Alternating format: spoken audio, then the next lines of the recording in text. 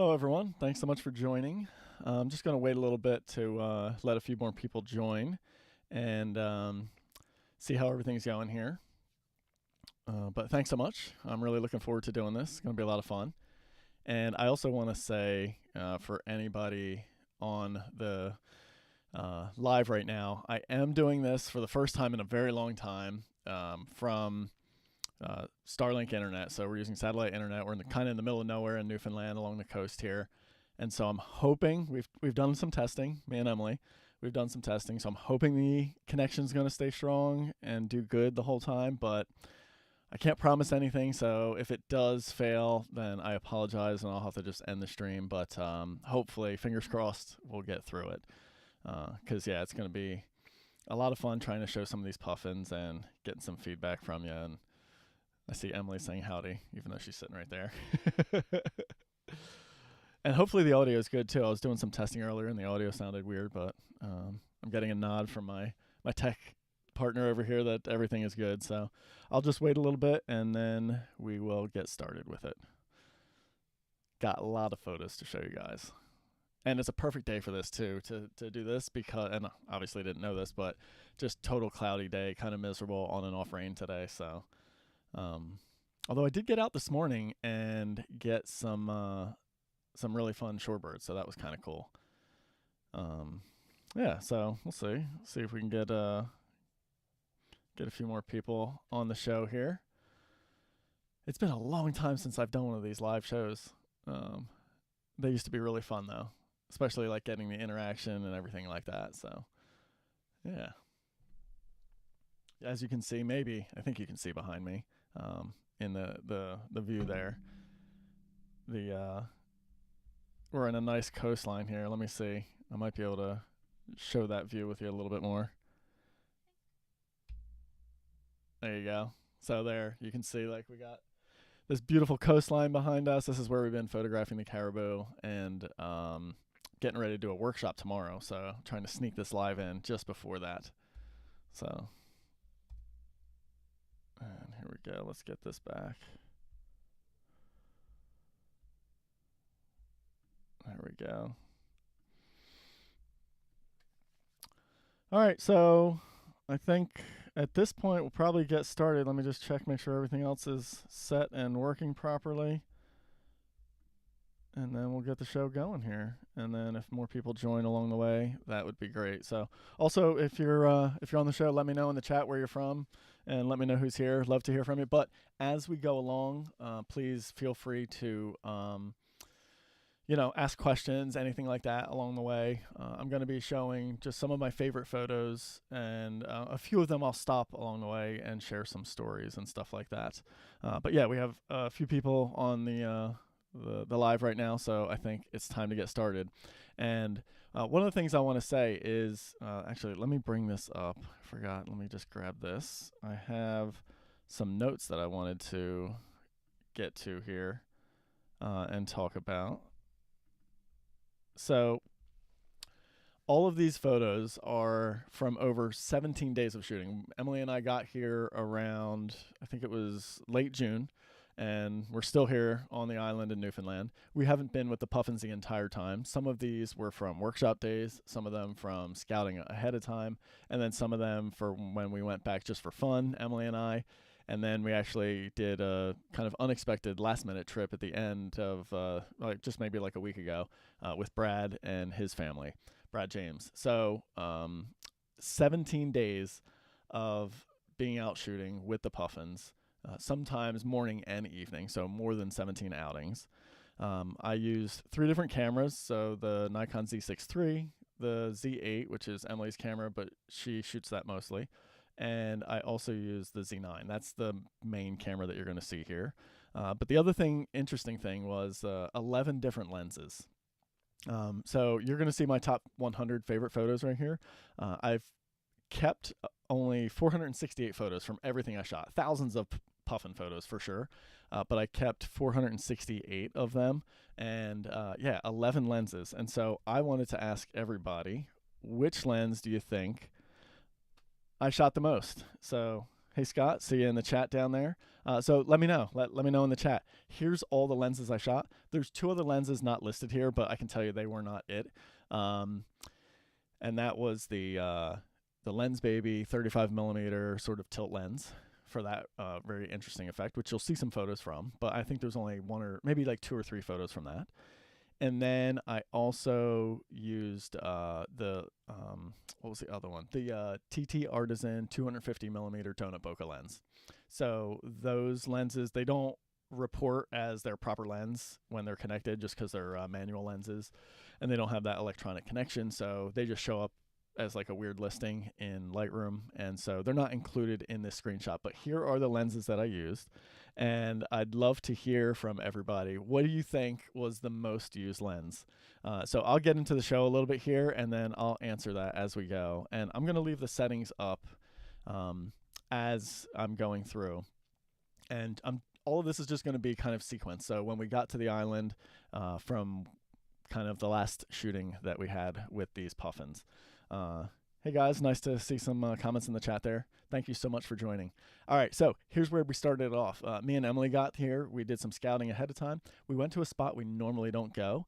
It's not the main spot for the puffins, and we had this incredible encounter. We weren't expecting it at all because we've never had them really good like that there, but we had this beautiful light. It was really cold, crazy windy, but stunning light. And first thing, like right off the bat, like we drove there, walked out, and within a half hour, we had puffins like this right in front of us. So it was an amazing way to start it. And for those of you that have never had the privilege of being around these puffins and seeing them really close like this, it's just such a fun thing. And it never gets old. You know, as you can tell, we went back 17 different outings or 17 different days. But this was the cool thing. We made the mistake of just bringing out minimal kit with us, which we never made again. Well, I shouldn't say never. We tried not to ever make again. But that was, we went out with, I think Emily brought her 400 4.5. I had my 400 2.8, as you saw from this previous photo here. And then I thankfully threw in my pocket the 35 millimeter Lens Baby tilt shift, because we were never expecting at this location, we weren't really expecting to photograph puffins, number one. We just like to go there because it's, as you can see with this scenery, it's stunning, beautiful kind of cliffs and scenery. But we never expected to get close, that's for sure. And so when we had them right in front of us, I was so glad I had this 35 millimeter in my pocket, because this was the only wide lens we had with us to try and incorporate some habitat, which was pretty funny. So that was cool. But other than that, some amazing light. We got some incredible portraits. And so just a really great way to kick off the entire season of being around these Atlantic puffins. So, oh, okay, and Emily just corrected me. She had the 100 to 400. That's right, because that's one of her least favorite lenses. So, yeah, this was all from that first outing. As you can see, beautiful light. And then Emily did end up getting one of her most favorite puffin portraits, one of her, I think, favorite bird portrait photos, which was a similar setup to this, which was, we found this other spot of puffins that same evening, backlit, and we were shooting with the 400 2.8, and I shot with it first, then tried some 35 stuff, and she ended up picking it up and getting this portrait. But it was really, really just dramatic light and everything, and she ended up finding like a more interesting background and foreground, and definitely made something even more special than something like this. But I was really happy with just like the sort of the low-key thing. Hello from Austria. Nice. Yeah, thanks so much for joining. Happy to have you here. This is the cool thing that I love doing out there. So I guess it looks like I did throw the 100 to 400 on. And so like literally one direction behind me, shooting into the sun, I was shooting tight portraits like this at 560 millimeter. And then I turn around and see these puffins out there, and it's still at 400 millimeter, but, you know, still shooting just small in frame and showing off like this crazy landscape and the scale of it. And when I say I barely moved between these two shots, like I'm not exaggerating. Like these two images were taken from mere feet apart, just pointing in a totally different direction and thinking a little bit differently. And I think for so many photographers, what happens is when birds are too far away, or when your subject's too far away, you sort of start to ignore them. And I think that's a mistake, because I think, as you can see here, hopefully you like something like this, beautiful shots can be made when they're super far away, which is really fun. All right, so cut to back to the regular normal colony. I think this was morning because I know that's the only place we can get the sun coming up right behind them like this.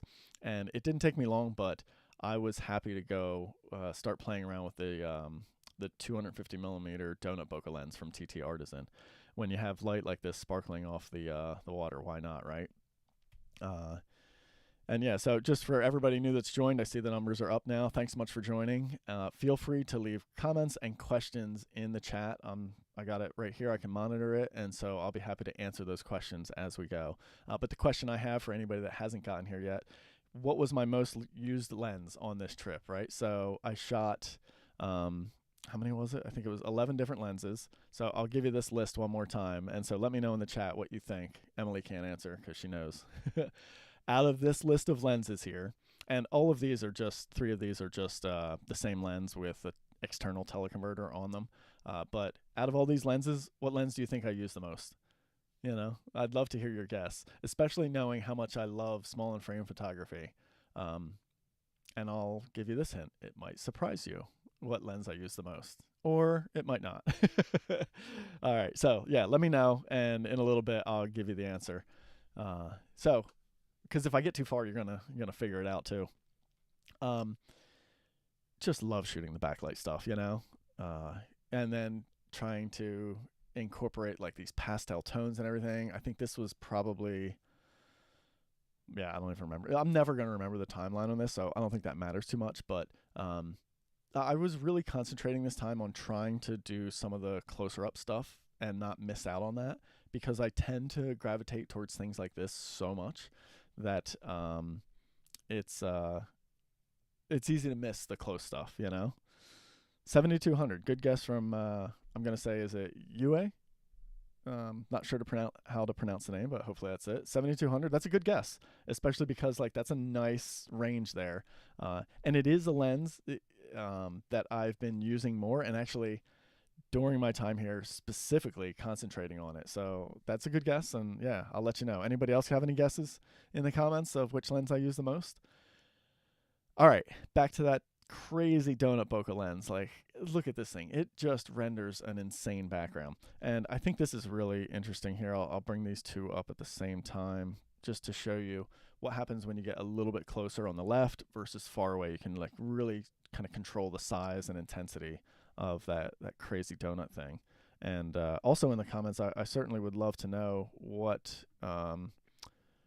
if you guys like that lens. Are you a fan? Do you think it's cool, or is it just too much? Because I totally get that. For some people, it's just a little bit overwhelming.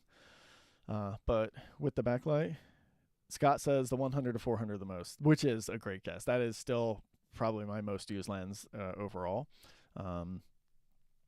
But anyway, yeah, the donut bokeh thing, I totally get that can be overkill for somebody.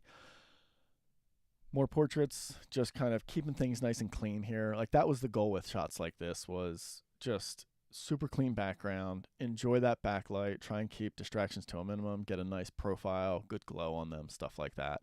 And then this was back out at an alternative location again, and now I remember this was, I think, the beginning of the workshops. So I think everything prior to this was just kind of scouting, getting a chance to play around. But here it's workshop time. And yeah, just a nice chance to take advantage of some really nice scenery there. Brad's thinking the 400-2.8. It's a good guess. That's definitely a good guess. Nice to see you on the chat, Brad. Yeah, I love incorporating the rocks back there. We were pretty far away on this one, 400 millimeter. And again, it shows you can still do small and frame with these longer lenses, right? And so that's an interesting thing I find, is sort of how you can incorporate small and frame differently. I really do like doing small and frame like this, but then I also like doing it like this. Look at that. So right here's 10 millimeter, and now we're showing off a ton of stuff, an absolute ton of space and scenery, and the puffins are smaller, but look, like about the same size in the frame there, but we're seeing way less in the background, but there's context there. So a totally different feeling, a totally different intent with photos like this, but still doing my best to sort of incorporate habitat in an interesting way. And here's one of the first ones you'll see from the 10 millimeter. So I think at this point I'll go ahead and answer. So let's take a look here. We're going to like pull up the metadata and I'll show you here. And here is the list of lenses right here with a count next to each one with how many I shot. And so Brad was correct. The answer was 400 millimeter 2.8. That was the most used lens. And if you count the times I just used that lens with external teleconverters, we're looking at what, 38 plus 6, so 44 photos out of 100. And so yeah, like a good number of photos there, right? Like almost just shy of, I guess, well, 44 out of 100, right? 44% of everything I shared here in this collection was shot with that 400 2.8, which was kind of surprising for me. It's definitely a lens I've been drifting away from and then more recently coming back to and really trying to spend some time with it. And I don't count that Brad wins that one because he was there. He saw me shooting the lens a lot, so he had a little bit of inside info. But anyway, I think it's really interesting, and I think I love doing this stuff, like looking at the stats of things here like this, and you can really see like all the focal lengths that I shot. And if I extend this just a little bit more, you can see all the way from 10 millimeter and all these different focal lengths all the way up to 800 millimeter with the 2x teleconverter on that 400 2.8. So I really went for a wide range of stuff there. You know, a lot of stuff at 560, a good bunch at 41. But then you can see 24 and 9 here at the, 12 photos at 24 millimeter, 9 photos at 10 millimeter. So definitely a little bit of a skewing towards the wide stuff there as well. And I really did try everywhere in between. So, and again, I know we're very lucky that I get to have all these lenses in our kit to try and shoot and incorporate. So it's really, really fun to try all this different stuff and experiment. And that's the thing, you know, that I think is really important for my style of photography. And that is to not get stuck shooting the same thing. And so I'll talk about this. 10 millimeter is my first time shooting 10 millimeter here. And please stay till the end. I saved my most favorite photo until the end of this. I'll show that last. I haven't shared it anywhere yet, actually. So this will be the world debut of my favorite photo. But this particular image was one of the first ones I shot with the 10. And it's hard. Like, it's crazy when I say, like, you know, if this is a Puffin right here, and this is the lens, the microphone, I'm not exaggerating when I say sometimes you got to be this close. We're talking like a foot or two away. It's kind of wild how close you have to get. So you'll see some more from this 10 millimeter as time goes on here. And I feel like I got better at it. Like this one back here is decent. And I kept it just because I really liked the funny behavior of these two interacting and this guy sitting back there trying to see what's going on. But it's definitely not my favorite using this, but it really has this like crazy, like almost like a zooming effect of the clouds and stretches it out and everything like that. Welcome, Will. Thanks for saying hi in the chat. Everybody feel free to say hello in the chat there. And yeah, like Emily was just saying in the comments, the 10 millimeter is really hard. It really is. Definitely trying to concentrate on some flight shots. That 400 4.5 worked great for that here. Nice and light, easy to track. And I think I was using it here because we let one of our guests use the 400 2.8. And if I'm not mistaken, I think this might have been the moment. No, well, I don't remember when it happened, but one of our guests, we ended up letting use our 400 2.8.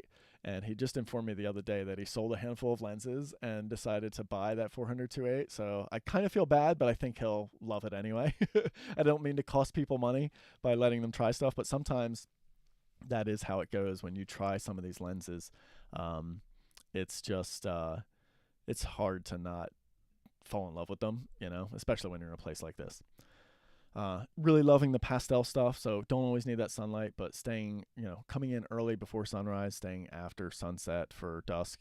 This was definitely a sunrise shot and just some of the most intense sunrise colors. And you can see, didn't even have to push the settings that far here. So 60th of a second at f4 and only 1250 ISO, so not that bad. And for stuff like this, when they're just sitting there perched like that, it's pretty straightforward, you know. Yeah, let's see. Brad said he's converting me back to a portrait photographer. Nice. Yeah, that's great. All right. Sergio in the comments said he's just been to Varanger, which I think is in Norway this July. Yeah, in the northwest of Norway, photographing puffins. That's awesome. Yeah.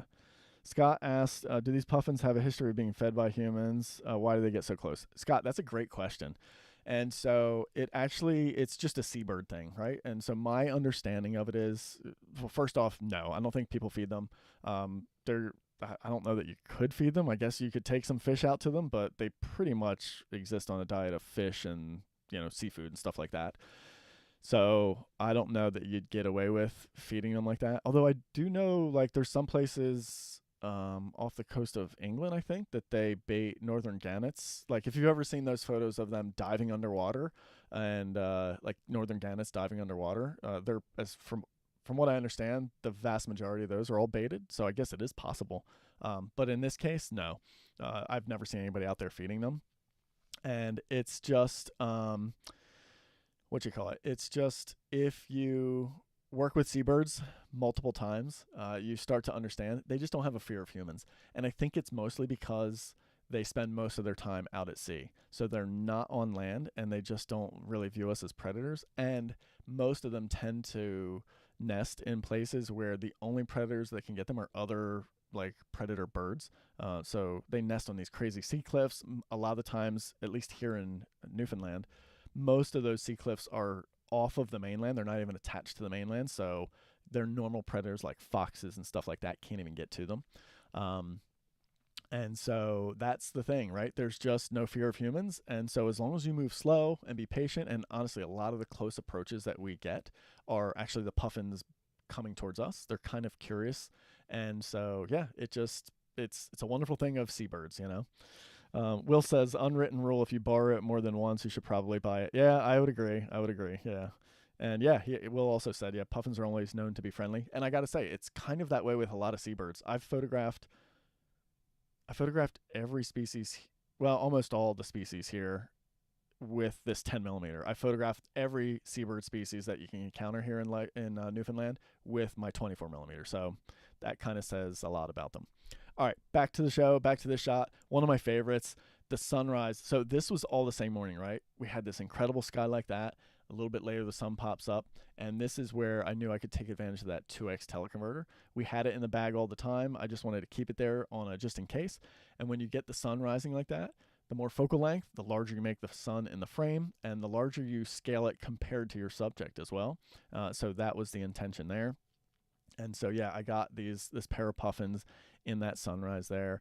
Closed down the aperture just a little bit because the 800 millimeter with that 2x teleconverter, it was already I guess it was only 5.6, so I did close down a bit, mostly just to get the exposure. You can see there I was already at 32,000th of a second there. And then this switches to evening now. I think those were the only shots I had that morning. And again, you're going to see less per day here because I'm working with clients, like making sure they're getting shots before I'm getting this stuff. But we had insane light on this evening. I remember this was a fun night. I'll tell the story of this one because of the photo. That's the two photos coming up next.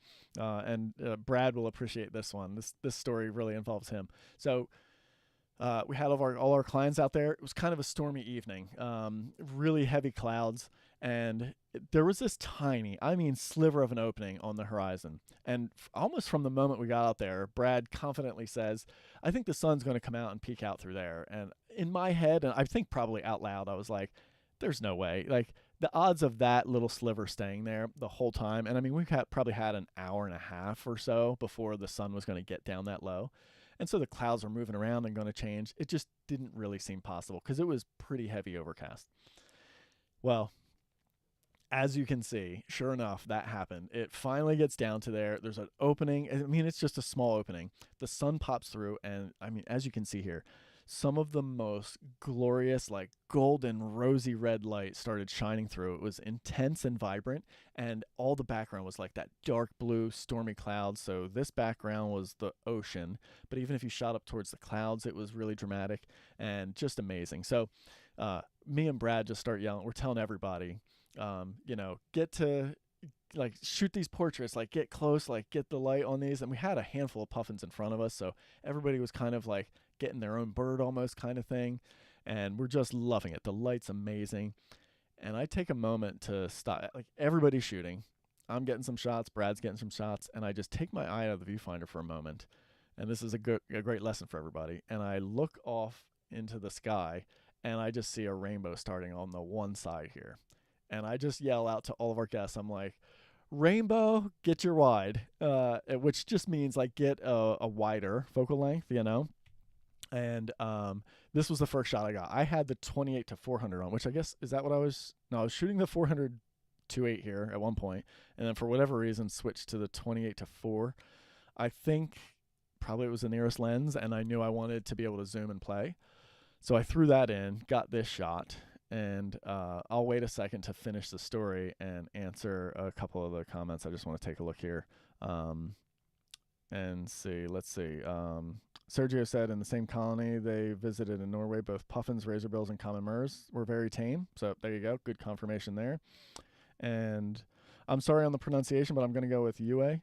I am spending several weeks in Varanger every year, and puffins and other seabirds get more trusting. Yeah, this year I learned that the birds seem to find out that the humans help keep the eagles away. Oh, interesting. Yeah, that totally makes sense. That's definitely a behavior I've seen in a lot of places. And yeah, Brad's saying like most magical night on this one.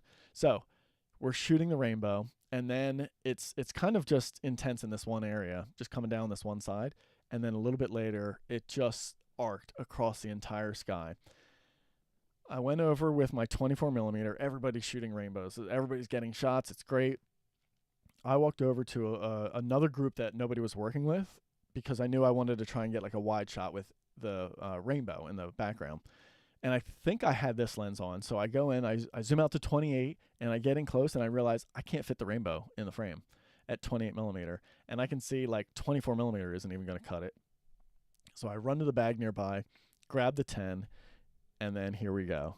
The 10 millimeter did it. I got these puffins right along the row there, looking back at me. The full arching rainbow. Plus it had this wild glow in between it in the clouds. And then you can see secondarily there was like the second rainbow, which I've been told there's always a second rainbow. Sometimes it's just so dim you can't see it. But I've been told whenever you're seeing one, you're always seeing a second one. I guess like just the angle of light and the way the clouds refract the light. But in any case, this one was visible. It was pretty amazing. And you can see like I really needed the 10 to get that in there because 24 millimeter wasn't going to cut it. I would have had to do a stitch, but it was crazy. Everybody was just going. It was hectic, you know. You're just trying to shoot everything, and I think about 10-15 minutes later it faded, and then everybody kind of came down off the high. But it was like amazing for a while there. It really was, and everybody was walking out just with this huge grin on their face. And such an amazing time. And the interesting thing here is with this shot is the rainbow seems kind of small the way it arches through the sky, but I'm telling you that's because it's 10 millimeter. In person, you had to like full on look over to see. It just arched huge over the sky. It was just incredible. And one of the best things about spending time in these places like this, along the coast, these dramatic storms and skies and everything like that, some really good stuff. All right, so sticking with the 10, thanks for the comments. I'm glad you guys are enjoying these. Sticking with the 10 millimeter, this was probably just a different day because the light is like a little different. Clouds are a little bit different. And I'm starting to get more comfortable with it and figuring out this is definitely a standout shot with that. I kind of wish the secondary puffin wasn't there, right there. I like this lineup, but, you know, what are you going to do? And he doesn't ruin the photo because this one still has the best lighting. But you can see that sort of zooming effect that happens with the clouds and even the ground that kind of like everything on the edges gets so stretched from 10 millimeter. I really just love what it does. But again, it's a challenging lens and you got to get crazy close to these birds. But boy, is it fun. And then on the flip side, 560 millimeter, just some beautiful soft light, just peeking over the hill, you know, a little bit of like just that spotlight effect on the head. I love doing that. Just kind of nice, smooth, blurred background. And yeah, I'm really, you know, I'm appreciating these portraits again more for sure, you know, because this is where my heart is at still, and I try to do this as much as possible. but I still really do appreciate these portraits because it's beautiful. You know, it's a nice clean look. There's very minimal distractions. It really shows off the bird. But when I can show off habitat and clouds and sky and stuff like that and still make the bird stand out, that's going to be what I'm going to try for most of the time. So back to another 10 millimeter shot here, and then back to the long lens again. Another morning with just beautiful soft dawn pastel colors. And I love when you get sort of this time of day and you start getting to those slower shutter speeds. Like the richness of the color just really pops out in these cameras, and you don't have to do much in post to really get them that way, you know. And then, you know, zooming out a little bit wider with the 100-400 and showing off more of that sky, the clouds up top getting lit up right before the sun comes up and stuff like that. Just a lot of fun, and keeping with that diversity theme, right? Sparkling sun off the water, always a favorite. Love doing that when that happens. We got some really nice dramatic light. All of our clients were able to get this sparkling effect, so we were able to kind of work with them and really show them how to get that done. And I don't know what my settings were doing there. I don't know why I was at 1000 ISO. I must have been doing something else and shot this quick without paying attention, but ISO certainly should have been lower. That's for sure. But this one I loved. The interaction, the light. I loved the way the light was glowing off the two of them. So definitely one of my upper favorites out of the set this year. And yeah, again, guys, in the comments, feel free to ask any questions along the way. I'm happy to answer anything and talk about what I'm shooting, why I'm shooting it, and stuff like that. Love trying to do this. Brad and I talked about this on a recent episode of our podcast, our new video podcast. If anybody watching here hasn't checked it out, hope you guys do. But yeah, just shooting the spotlight effect into that black background and getting that. And I'll show you guys on this one just to show you. I think if I reset this, you should be able to see. This is like pretty much, there you go, straight out of camera right there. So the lighting effect is there. You don't have to do much in post, just a couple of tweaks, a little warming, a little punching contrast, and then you get something looking like that, which is really, really nice. It's so fun to be able to do that right in camera. All right. This sunrise, another amazing one, just catching that sun right when it comes up over the horizon. You get that absolute literal first light. I don't even think the sun is fully exposed at that point. You know, it's probably still partially covered by the ocean back there. Love getting that stuff. And 100-400 doing the trick right there for sure. Playing around a little bit more there with some wider stuff and the sparkle. I remember thinking, like, I love the pyramid effect here on this one. That sort of just like, it brings you, it's like an arrow pointing to the sun back there and leading you into the scene, which is really nice. Will is asking, who has watched Lister's A Glimpse into Extreme Bird Watching? It's really good. Go watch it after this. That's a good recommendation. I haven't seen it, so I'll have to check it out. I like the title. A glimpse into extreme bird watching. I wonder what extreme means in that case. Probably just like a lot of travel and just real hard commitment. Anyway, back to taking advantage of the sparkling water. I love doing that. It's so fun playing with these silhouettes, and you'll see an interesting, different take on that later.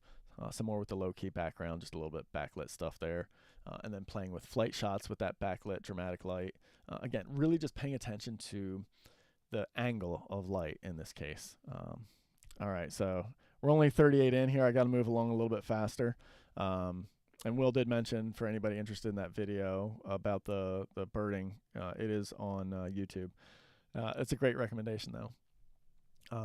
So yeah, loving to take advantage of these spotlight effects like this. This is like where the sun's coming up and it's just partially blocked by one of the big rocks behind me, you know, like just the terrain.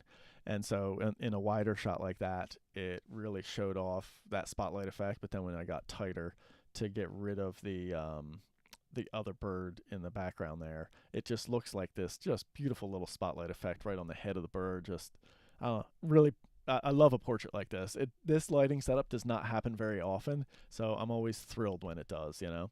And this is funny. This is the same moment. I was laying in the same spot, and in fact, you can see me capturing, I think actually, yeah, all of these photos, yeah, that I'm going through right here. All of these are in my Puffin point of view video that's on YouTube from just a couple weeks ago.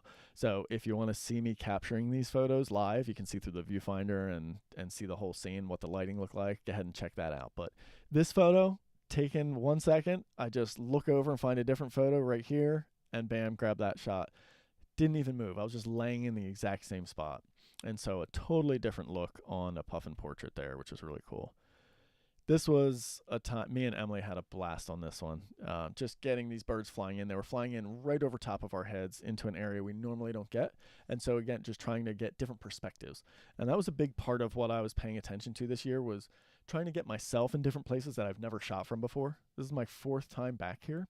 And so I was trying to, in addition to getting different perspectives with lenses like this 10mm, I was also trying to just physically put myself like this in places that I normally didn't get. And thankfully there was birds where there haven't been for me in the past. And so just the high numbers allowed them to be in a different spot, which was cool.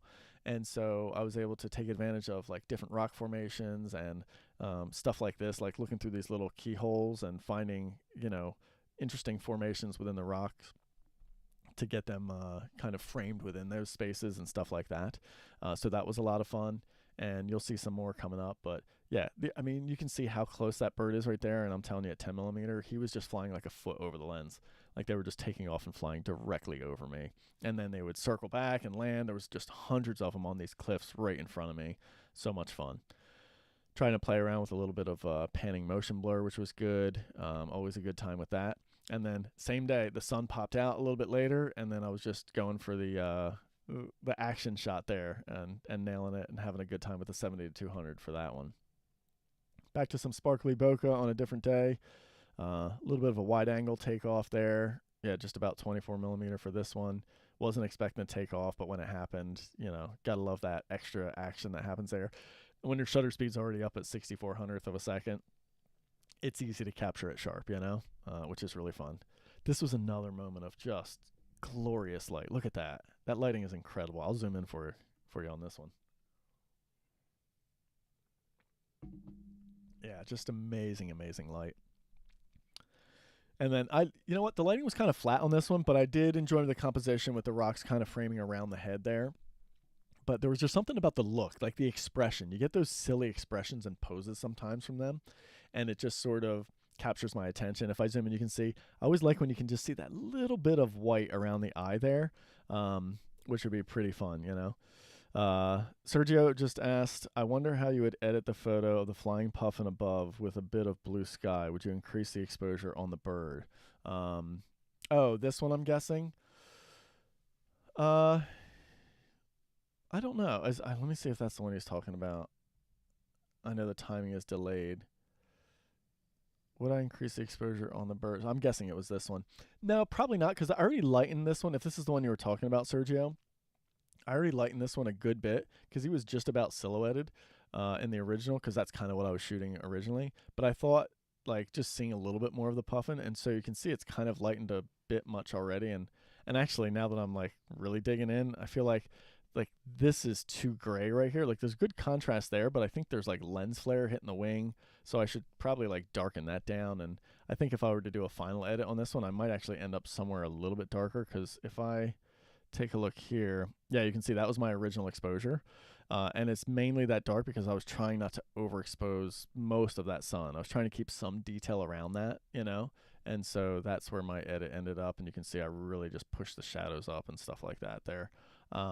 So I'm not sure. Hopefully that was the photo you were talking about, because I know there's always a little bit of a delay in the comments there, what you guys are seeing.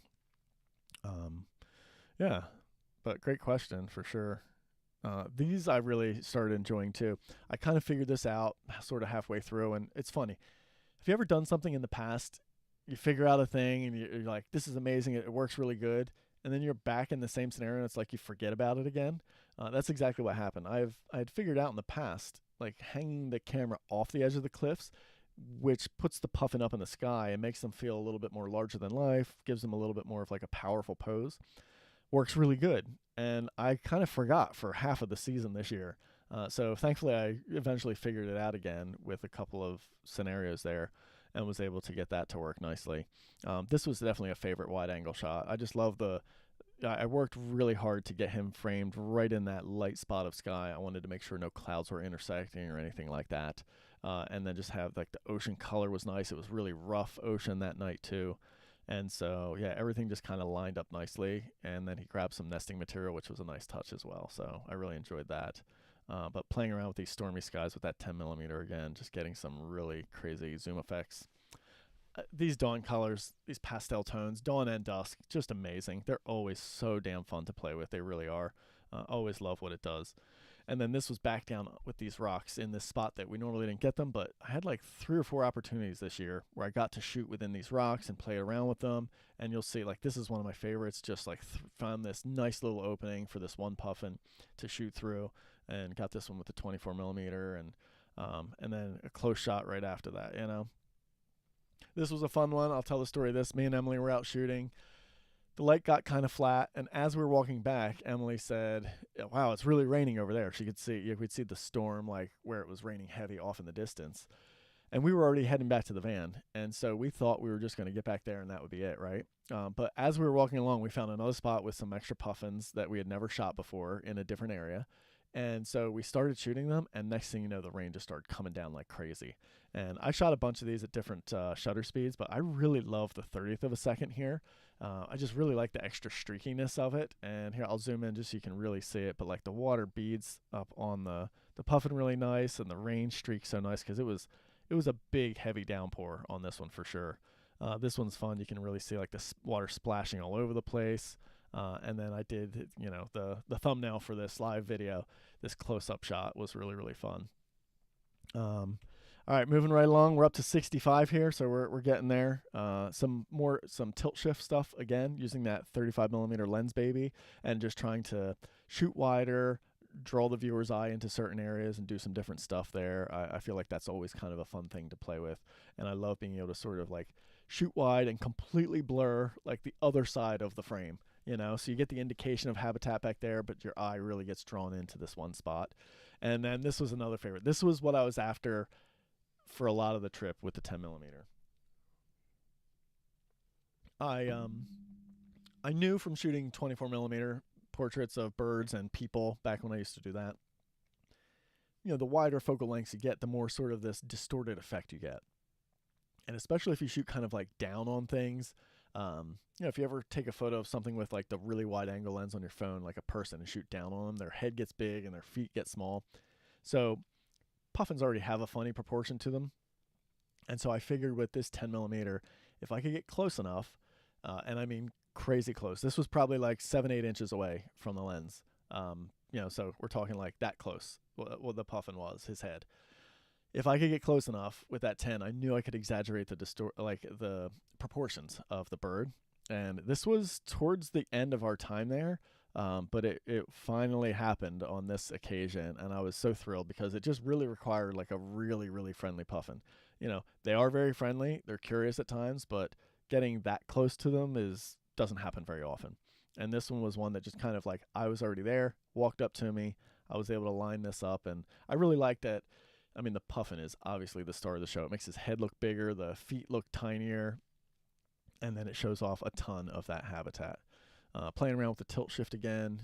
This is one Brad and I have shown on some of our shows as well. The colors in the sky on this particular evening, I think. I don't know if this was evening. This might have been a morning. Yeah, I think this was morning, actually. Anyway, the colors were just incredible in the sky. And then I started playing with like different lenses there and trying to get like this streak happening there. And yeah, that's right. This was me and Emily one morning. And what we didn't know was we just thought were clouds, but there was a lot of wildfires this year. As you all know, there have been a lot of places in the U.S. and Canada especially, but there's been a lot on Newfoundland as well. And in any case, we didn't know this was wildfire smoke. And then a little bit later, this is what happened when the sun finally came up. Like, we thought the sun was going to come up in this gap.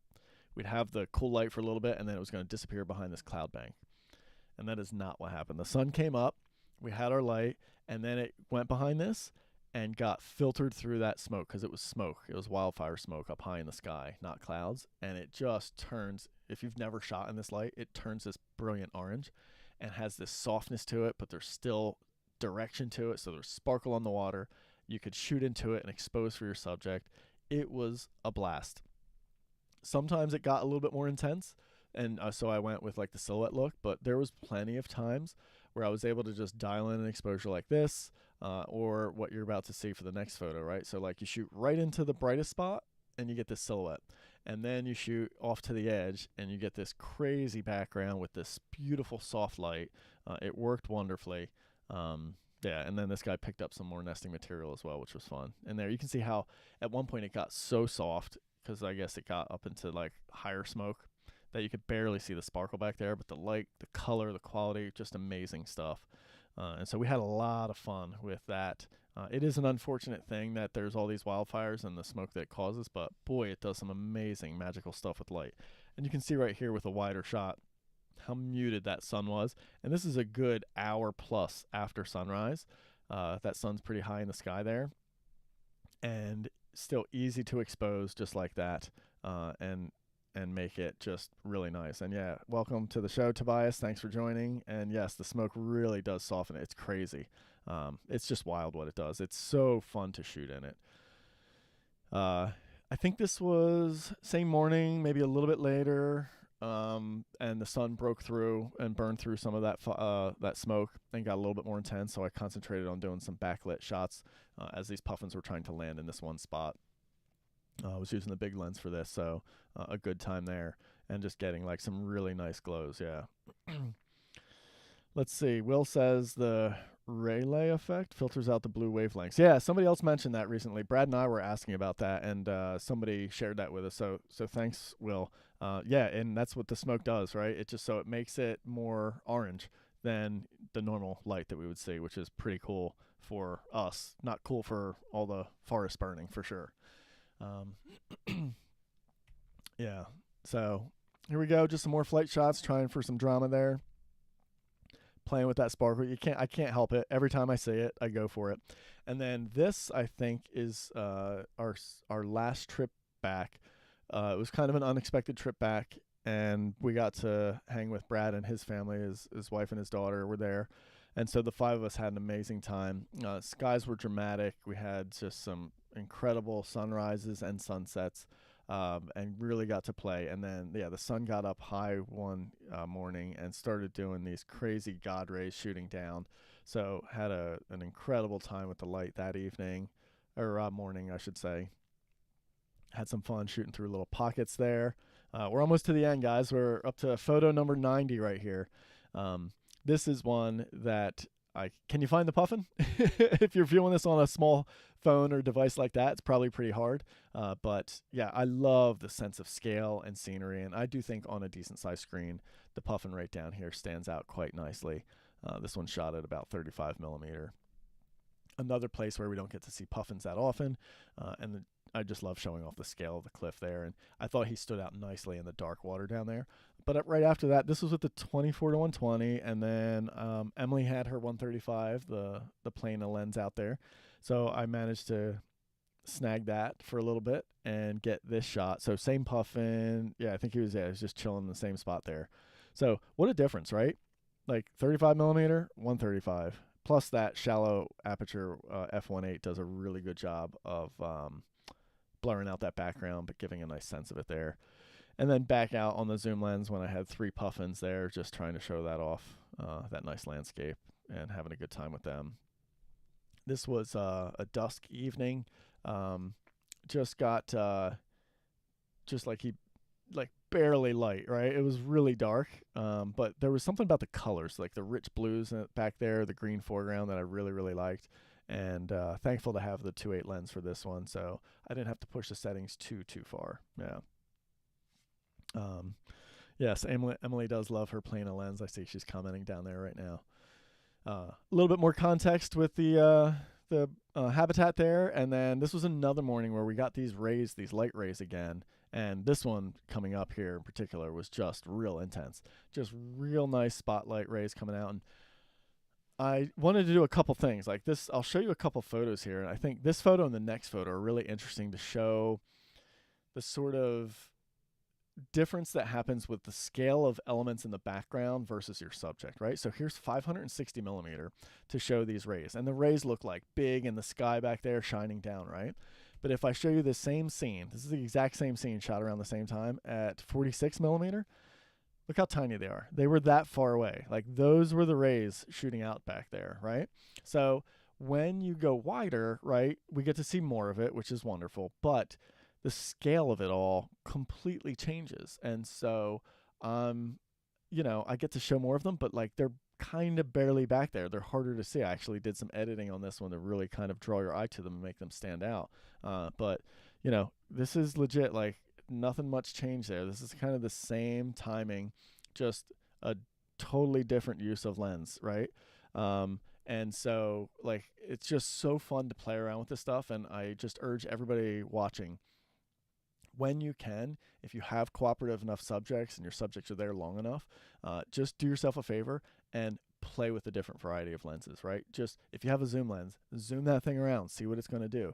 Because once you start experimenting and understanding what all that stuff does, you can kind of plan for it a little bit more. And that's exactly what I was doing here, right? I didn't have to experiment too much. I kind of knew, like, I'm going to throw on a long lens, really get telephoto with it here, and then try to make those rays really big back there and close down the aperture so I can see a little bit more context of them, right? Because at 560 millimeter, if I shot them at f4, they're all going to blur out so much back there that I'm not really going to have much of a semblance other than just spots of light in the background. But at f13, I get to see a little bit of the definition and the rays of light there and stuff like that. But then here, I can shoot this at f5 because I'm at 46 millimeter and they're not that out of focus back there. And honestly, I probably should have played somewhere in between, and I probably did, and maybe the puffins just weren't in the right spot, or I didn't get the right pose or something. But yeah, playing around with stuff like that is great. And then shoot things close to you if you have them, and then shoot things far away. The sound is too low, but you're watching from the beginning, Andreas. Oh, I'm sorry. Hopefully it works. I think everybody else is doing okay with the audio, so if you can, maybe just crank the volume. But thanks for joining in. Anyway, I was saying shoot things far away, because here's what also happens at 560 millimeter when you shoot far away, right? So I noticed the puffins were flying really far away, and if I shoot them out there, I can shoot with a lower aperture. I don't need to sort of have that f13 or anything like that in place, because the bird is so far away. I'm not throwing the background out of focus. Plus, again, we get to play with scale in a different way. And now the puffin looks tiny against those rays. But guys, like, look, those are the same rays. It's just that little section back there. So how cool to be able to see those different things like that, So I'm glad the sound is good for some, and sorry, I'll try to increase it next time for everybody. I mean, I can turn it up now, but then I feel like I don't want to just jack up the volume for everybody. So next time I do one of these hits, which I got to say, we're I don't know, we're a while in here, and it's still working. So I think I'll be able to do these again in the future, which will be really nice. But yeah, I'll get the volume up a little bit louder for the future ones. So thanks for the feedback on that, guys. Here's some more of these rays, just playing into the drama there, really trying to incorporate that. And then we're coming up on the last two photos, and then I'll share my favorite at the end. Another beautiful dawn dusk time, just really having fun with those pastel tones, and loving that 70 to 200. That's a lens that I really started trying to shoot more this time as well. And then back into that really low light, that dusk stuff. And there's just something that happens amazing when you shoot in that low light. And it's not every night either. It's definitely more on the clearer nights where the blues of ocean and any water just start getting so rich and vivid, and there's still direction to the light. So that's the key. In fact, I do recall the times when this worked out. Completely clear sky, and you get the bright sky where the sun had already set 15, 20 minutes ago, and so there's still direction to the light. And I do wish this puffin had turned back to me a little bit more, but look, you can still see there's a catch light in the eye from the bright sky. You can see the direction of the light is coming from the left there, from that brighter sky, and it actually kind of falls off to the right side of the puffin. So while there's not much light, you get this incredible quality to the light, and the colors get so rich, especially when you get with those slower shutter speeds and keep that ISO down. The richness and vividness can be incredible there, and you can see like the clarity on that is really nice. So thanks so much, everybody, for watching. Here's my last photo. This is my favorite photo, I think, of the trip, or at least one of my favorite. There's a lot that I really liked from this trip this year. I feel like this year I experimented more than I ever have. I've had access to more lenses than I've ever had, which has certainly helped. But I feel like even with the same lenses, like that 400-2.8, that I've been sort of in the past not ignoring, but just not using to its full potential, I feel like I was able to really take advantage of that this year and use it a lot. And so I think this photo sort of encompasses everything I love to do, which is smaller in frame stuff, great light, showing off habitat, finding interesting compositions, drama in the exposure and the scene and everything like that. And it was, from what I will say, even though I shot more with the 400-2.8 and will share more photos from that lens than any other lens, my favorite lens by far this year was the 10mm from Laowa. And it's this shot right here. I'll take the settings off there just so you can enjoy this entire photo. But yeah, this one to me is just like this beam of light coming through, hitting this bird, showing it off, and the landscape back there. He is small in frame. The clouds are just kind of zooming in, like everything feels like it's pointing into that bird, and he's just in that crazy spotlight of light. And so, yeah, this was definitely a favorite of mine. And when I got this, I kind of knew in the moment that it was going to be a special photo. And what I also love when you dig into it a little bit more is like there's a couple puffins here and then a couple more down there. Like you can really kind of notice more. And so, yeah, this is definitely a favorite of mine. So I'll leave this up on the screen, just kind of scan the comments here just to make sure I didn't miss anything there. Thanks, everybody, for joining. I hope you guys really enjoyed this. It's my favorite 100 photos from this year. It was an amazing time this year. And it's just incredible. I'm so grateful, and I know I'm so lucky that I get to spend this much time in an amazing place like this with birds like this and habitat like this and get all these different lighting conditions. So I'm a very lucky person to get this opportunity, and I'm glad you guys all joined in and I was able to share some of my favorites with you, because it's pretty cool to be able to get a portfolio and pick out like this, like 100 favorite photos, right? In just one season, just one visit, not one visit, but one chunk of time, you know? So thanks so much. Will saying that I get bored so quickly, so I really like the non-traditional images. Thanks so much, Will. Damn, Will, you're in Bonavista Vista North. Wow, good for you, man. That's an amazing place to live. Really, really cool. Thanks so much for joining. Yeah, Tobias, it is a wild look at that 10mm, isn't it? Right? Yeah, it really is. Oh, Cape Friels. Yeah. We did go into that area, didn't we? Yeah, Emily's nodding. Yeah, I think we kind of visited through that area. Yeah. So yeah, that's it, guys. That's everything. I'll just hang on a second here. If anybody has any additional questions, let me know. Other than that, there it is. There's my 100 favorite photos from 2025. Thank you so much, everybody, for joining. I really appreciate it, and I'm so glad. I'm just thrilled that the live actually worked, because I wasn't sure if it would. But I'm glad it worked, and that means I should be able to do more of these again in the future. So for anybody watching live now or anybody watching later, feel free to leave me a comment or shoot me a message of a topic that you'd like me to do. I'll certainly try and come up with some of my own to do live again in the future. But yeah, it'll be a lot of fun that I can do these things again. And yeah, I really appreciate it, everybody. Thank you so much. I'm going to end it and say goodbye. Have a great day, everybody.